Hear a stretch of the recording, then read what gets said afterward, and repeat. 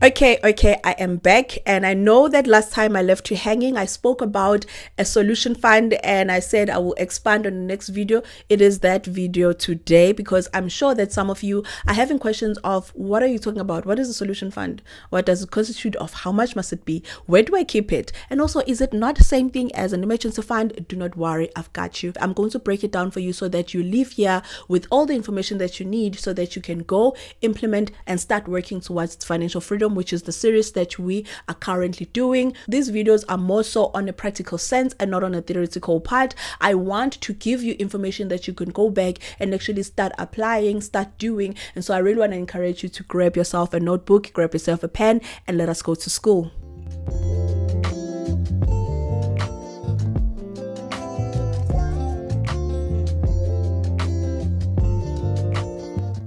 Let us first define what is this thing. What is a solution fund? Sounds very interesting. A solution fund is a small sum of money that you can easily access, and that money can help you to deal with random, unexpected problems that may arise in the month leading up to your payday. So these are things that you cannot normally plan for. You cannot budget for them because they are random. It's not things that consistently happen, because if you are finding yourself having to spend on something consistently in different months, then you definitely need to include that in your budget. But there are certain things that just come up that we do not expect, that we do not know about, and they need us to act fast in that month. And so a solution fund is that type of a fund that allows you to deal with these random problems that do arise in the month that need money for you to tackle them. And this helps as a protection for you to avoid going back into debt, for you to avoid going to borrow money and go bother people and say, can you please borrow me 5,000, 6,000 or 2,000 for me to deal with this problem. If you have a solution fund, you can literally deal with your own problems and your own issues and not have headache. Question that you may be having is, Jen, this sounds a lot like an emergency fund. No, my darling, it is not the same thing.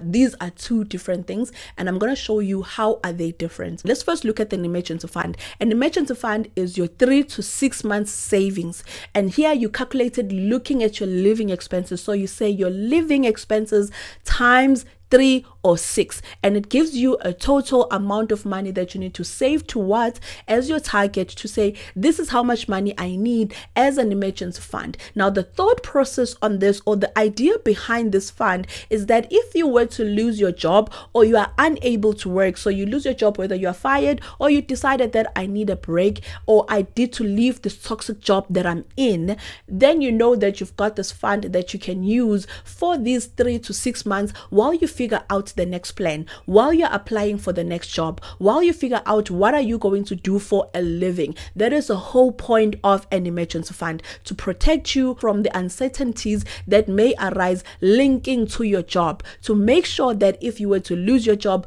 you will be okay and you will not have financial stress. Not to be confused with a solution fund. A solution fund is a small amount of money that you need to have easily accessible, and that money can then be your protection or be your guard, that if anything were to come up in the month that needs money, I will be able to deal with this expense, or I will be able to tackle this. Everyone needs a solution fund, because there are certain things that come up in the month that we do not expect, that need money urgently, that need us to add urgently. Now, without you having to rush into your emergency fund, you can quickly use your solution fund. And in most cases, it's always better to start building up your solution fund, and then once you're done, you build up your emergency fund. Your solution fund is reflective of your lifestyle. Remember, we said that in emergency fund, you look at your living expenses. Your solution fund reflects your lifestyle. So the question that you ask yourself is, what is my standard of living now? And then you calculate how much money am I going to need. So here you look at, well, how many assets do I have? Do I have a car? Do I have a house? And then if you've got a house or a car or both of these things, your your solution fund is definitely going to be on the higher side, because you definitely have an insurance, and it's highly likely that in that insurance there's an excess amount that you might need to cover, be it that there's something that happens in your car, and then you know that you've got that solution fund to take care of that. And so that is why I'm saying your solution fund must reflect your standard of living, your lifestyle. If you are a person right now where you're living in a township, your rent is pretty much affordable, you do not have a car, you use public transport, your solution fund does not have to be a lot of money. So my gauge here is to say it can be between 5,000 and 15,000. It can even be from 2,000 to 15,000. It does not matter how much it is. What matters, it must reflect your lifestyle. So as I said, if you are living in a township or you're living in rural areas and you don't really have a lot of things that are under your name or things that you have to spend a lot of money on, you might find that your solution fund is just a mere 2,000. If you're in a township, everything is kind of affordable in terms of your rent, your transport, maybe your solution fund can be around 5,000. If you are living in suburbs and you are paying for water and electricity and your transport, kids, then maybe your solution fund should be around 5,000, from 5,000 up until 10,000. Can be 8,000, can be 9,000, but it can be around there. But then if you are living in suburbs also, or you are living in a place whereby you're paying for rates and levies, you've got a house, you've got a car, and some of these things have got excess, you've got a lot of assets and you've got insurance on these assets, but also in those insurances there's an access fee that you might be liable for. Maybe you might consider having your solution fund being 15,000. That is the role of a solution fund. That's how much it must be, and also that is how you must think about it. It is there to solve random problems that may arise in the month, unexpectedly so. Now the question that you may be having is, okay, I hear you, Jen, this is how much money I need to have, this is what this thing is, but what will constitute a problem that I would say I need to think about these things as I'm planning or I'm deciding how much money am I going to need. So the first one here is, I spoke about a service. I'm looking at my notes, by the way. I spoke about a car service. So if you find that you take your car for a service and you need to pay a certain fee because insurance is saying, yo, we're not going to cover all of this, you know that you've got a solution fund. If you bought a property and you've got a geyser, and maybe your geyser is not outside, which means that it's not, let's say for instance, you stay in a complex. If it's outside, it's covered by the body corporate, or is covered by the insurance of the body corporate, but if it's inside, it is your baby. And so if that's the case and your geyser burst, and obviously you've got an insurance for your house, but the insurance tells that you've got an excess, and so you're gonna have to pay 1,000 from your side, you've got a solution fund for that. Also, there are family emergencies, you guys. Someone passes away quickly, and now you have to rush and go to KZN, have to go to your province where you come from back at home. You might need money to fill up the car, you might need money to buy groceries, that money or solution fund could be that for you, can help you in those family emergencies that may come up. A sibling of yours, now something came up and they definitely need money. You don't have to go and rush into your emergency fund. You've got a solution fund for that. Then you take from there, you help. But it's really important that you just think a lot about all the random things that may come up that may need money that you cannot budget for. So that is where a solution fund will come in handy for. Unexpected trips for work. Just remembering on mine, I have to go somewhere and I'm thinking where I'm going is very cold, and so I need to go and buy myself a puffer jacket, also comfortable warm boots, so that I know that I'm warm where I'm going. I'm going to need to tap into my solution fund for that, and that is why I love having a solution fund. Let's say also your essentials at home, they finish before payday. You've done everything to make sure that you stay within budget and all the stuff, but there's some essentials that finish before payday. You can tap into your solution fund to get those things. And then also there's let's say for instance, there's a work event that comes up and you did not know about this. You did not have time to budget for this, and you need a dress, you need an outfit, you need a suit, you need shoes, you need to do your nails, you need to do your hair. You can tap into the solution fund to do this. The nice thing with the solution fund is that it's not limited in terms of what you can use it on, like an emergency fund.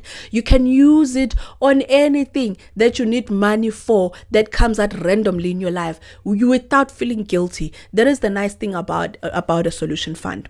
So all of the things that I've mentioned here are all small unexpected things that may come up that you may not budget for, but they randomly come up. Then you know that you've got a solution fund to help you, so that you do not have financial stress, rather you have financial peace. So the question that you may be having here is, what do I build first? Do I build my emergency fund or do I build a solution fund? I really would say that start building your solution fund, because a solution fund is a small amount of money that you decide how much. So you say, for instance, my solution fund is going to be 8,000, and then now what you do is you must save up for this 8,000. And one thing I really will encourage you here, because of the type of saving that this is, we need this money to always be available. Do not save for this for the next 2 to 3 years. No, you can't be saying that you're still building your solution fund and it's still 2 years.